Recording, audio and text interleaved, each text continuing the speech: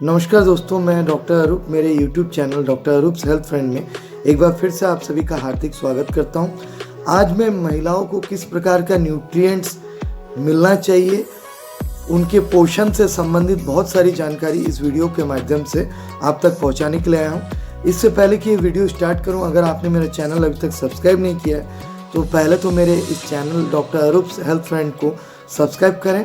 अगर मेरा वीडियो आपको अच्छा लगता है तो ज़्यादा से ज़्यादा लोगों के बीच में लाइक एंड शेयर करें और आपके सवालों को और सुझाव को कमेंट बॉक्स पे ज़रूर दे करके भेजें। आमतौर पे महिलाएं हमारे समाज में बहुत तरह की चीज़ों को करने के लिए अभी के समय में आगे आ रही हैं।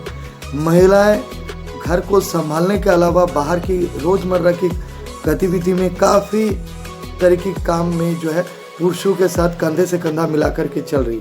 लेकिन अक्सर ये देखा जाता है कि हमारे सामाजिक परिस्थिति में एक छोटी सी लड़की अगर परिवार में आती है तो हम उसका शायद पूरी अच्छी तरीके से एक लड़के की तुलना में ध्यान नहीं देते हैं। तो समाज के इस दृष्टिकोण को बदलने की आवश्यकता है।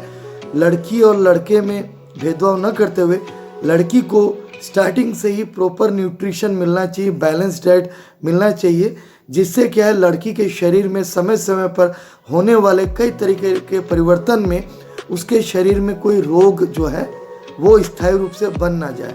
तो रोग मुक्त लड़की या रोग मुक्त महिला को बना करके रखने के लिए, स्वस्थ शरीर को मेंटेन रखने के लिए महिलाओं को बहुत तरह के पोषण युक्त भोजन की आवश्यकता रहती है समय समय पर। मैं 3 स्टेज में डिवाइड करके आज इस बात को समझाने की कोशिश करूंगा। पहला स्टेज वो आमतौर पर टीनेजर स्टेज है, जिसमें लड़कियों को बराबर ग्रोथ पीरियड के दौरान कैल्शियम की आवश्यकता होती है।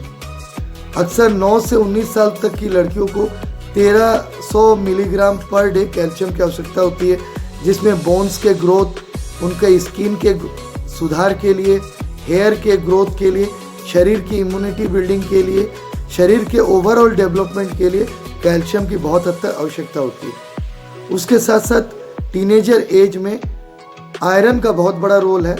8 मिलीग्राम तक 8 मिलीग्राम से लेकर के स्टार्टिंग है और 15 मिलीग्राम तक पर डे आयरन का रिक्वायरमेंट रहता है 9 से 19 साल तक की लड़कियों के बीच में, क्योंकि एक समय पर पीरियड स्टार्ट होता है, मेंस स्टार्ट होते हैं, जिसमें शरीर के ब्लीडिंग प्रोसेस के वजह से रक्तस्राव होने की स्थिति पीरियड के माध्यम से होने की वजह से शरीर में आयरन का एक कंजम्पशन खपत होने लगता है। तो आयरन की कमी अगर हो जाए तो एनीमिया जैसे रोग लड़कियों के अंदर पाए जा सकते हैं। तो ये रोग ना हो, इसीलिए आयरन का कंजम्पशन, पत्तेदार सब्जियां, ग्रीन वेजिटेबल्स के साथ साथ फलों को, डेयरी प्रोडक्ट्स जिसमें फैट कम हो, दही, फ्रूट्स में एप्पल, अनार, इन चीज़ों को भरपूर मात्रा में दे सकते हैं। ड्राई फ्रूट्स वगैरह देना चाहिए। उसके साथ साथ दूसरा जो पड़ा हुआ है वो चाइल्ड बियरिंग एज ग्रुप है, जिसमें विवाह के पश्चात बच्चे होने की एक संभावना वाली स्थिति में आ करके महिलाएं जब खड़ी होती हैं तब उनको फॉलिक एसिड का रिक्वायरमेंट होता है, जो लगभग 400 से लेकर के 800 माइक्रोग्राम्स पर डे का रिक्वायरमेंट रहता है। उसके साथ साथ विटामिन B12 की आवश्यकता होती है। फॉलिक एसिड भी विटामिन बी का ही एक पार्ट है। इनका रिक्वायरमेंट बच्चे जो गर्भ में आ रहा है जो स्वस्थ रहे और माँ का गर्भ में उसका ग्रोथ बिल्कुल मेंटेन रहे। विटामिन B12 से न्यूरो रिलेटेड नसों संबंधित कोई भी दिक्कत ना हो।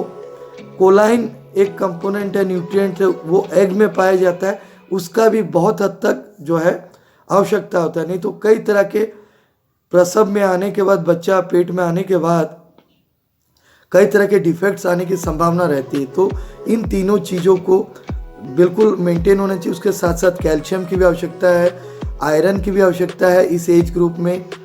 उसके साथ साथ विटामिन डी की भी आवश्यकता है, जो पत्तेदार सब्जियां, फल फ्रूट, चिकन, फिश, इन चीज़ों से, दूध, इन उत्पादों से भी कवर किया जा सकता है। इसके बाद वाला जो पड़ा हुआ वो मेनोपॉज का स्टेज आता है, जिसमें धीरे धीरे पीरियड बंद हो जाता है, महिलाएं थोड़ी बुजुर्ग होने लगती हैं। उस एज ग्रुप में आमतौर पे कैल्शियम की बहुत हद तक आवश्यकता रहती है, जिसमें जोड़ों पर अधिकांश महिलाओं को ओस्टियोपोरोसिस की शिकायत, छोटे छोटे जॉइंट में, घुटने में या हाथ में, कंधे में पेन वगैरह रहने लगता है, तो इसमें कैल्शियम की, विटामिन डी की आवश्यकता रहती है, विटामिन B12 की आवश्यकता रहती है और ज़्यादा से ज़्यादा पानी पीना चाहिए, क्योंकि किडनी रिलेटेड कई कॉम्प्लिकेशन रहते हैं।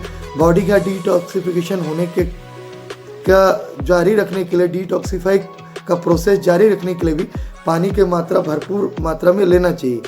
खान पान में दूध का प्रयोग किया जा सकता है।